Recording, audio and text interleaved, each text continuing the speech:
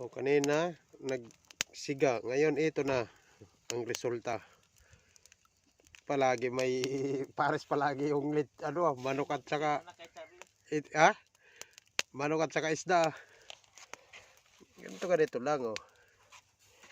Ito kami. Little picnic. Tapos mamayang gabi, luluso kami diyan para manghuli ng sagana na alimasag lang. Tsaka yung pusit. Yan. Rounding. Ayan, lapit-lapitan natin. Ayan. Ayan, ganyan.